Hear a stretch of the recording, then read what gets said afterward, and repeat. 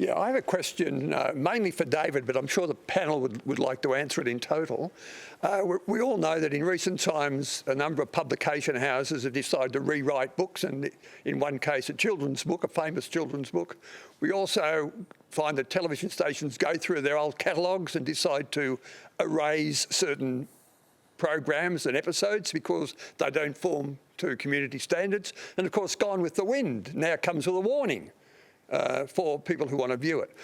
My question is, why is this happening?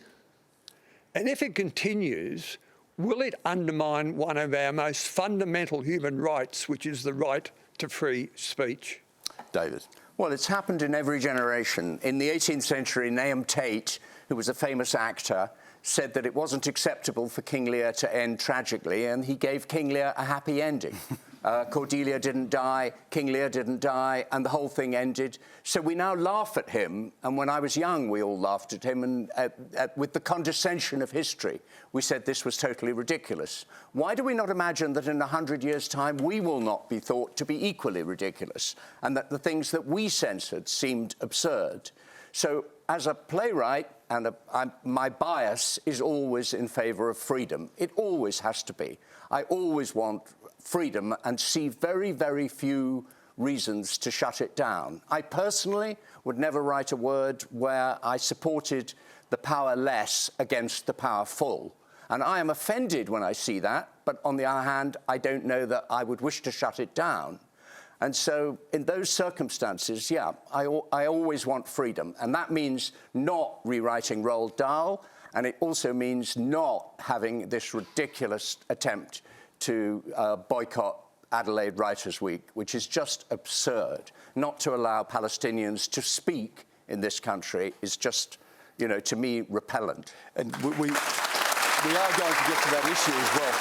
Teela,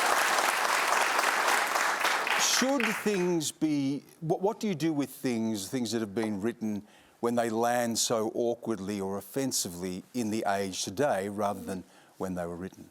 I think it's important to remember, you know, free speech is not an unlimited right, as much as we do embrace it. I think the situation that we've seen here, and the question I had alluded to, sends a bigger signal, I think, to Australian publishing houses. You know, when it comes to First Nations stories and storytelling our way and the written word, language absolutely matters. Language has been weaponised against our people, and when it comes to books or stories that are told about us, it should be with us and by the people who have authority to tell those stories as well. I mean, you know, there's an example in the last few years recently, I won't name the publishing house or I won't name the book, but there were stories written about First Nations women by other First Nations women. And there are a lot of titter girls online who really called out that publishing house around the way in which those stories were told. I think there's a different issue in our communities about who has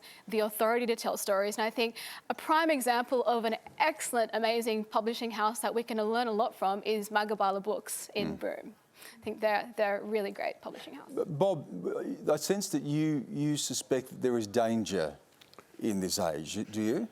Yes. In fact, I think there are a number of enemies of free speech out there that we forget about. And if I can just remind the panel, I think that government is an enemy of free speech.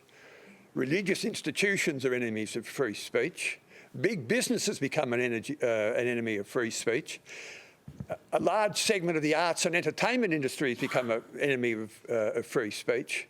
And even sports organisations have become enemies of free speech by selecting certain social causes that they impose on those who attend their sporting contests. So I just wonder whether or not I'm on the right track here by seeing not a conspiracy, but a convenient attempt by these big, powerful organisations that in the end, when it comes to the crunch, they want less free speech for us average citizens than more. Pragya.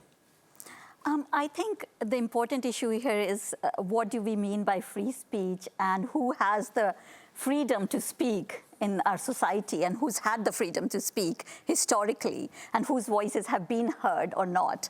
I think with the issue of Roald Dahl, as you said, David, books have always been rewritten. What we really need to focus on is the broader issue around inclusive language and how children can pick up, and everybody, all of us, can pick up biases and prejudices from language and how language shapes our view of society. I do think that these kind of gestures of rewriting books can be quite tokenistic and performative, and they can detract from the broader structural and systemic issues that we really need to focus on. What do we do then with things that were written in another time that don't speak to this time? I think there is a really big need to have a broader discussion around children's stories and publishing, around who's being represented, not just children's stories, but broader issue in publishing about whose stories are being told.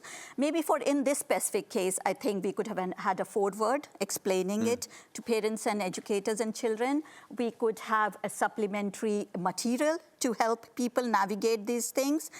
We could put these resources and time and energy into developing more contemporary authors from marginalized societies, marginalized communities who've not had the opportunity or don't have the opportunity to tell their stories. So I think there is a need to discuss a broader thing about the systemic inequalities and how language shapes bias and prejudice in our society. And can I just add to that amazing point, which is, in this country, on this continent, we should be telling more stories about First Nations history and the truth of that. And that's really important, not just for First Nations children, but for all Australian kids to understand the ancient story and the ancient sovereignty here on this land and where we come from. Well,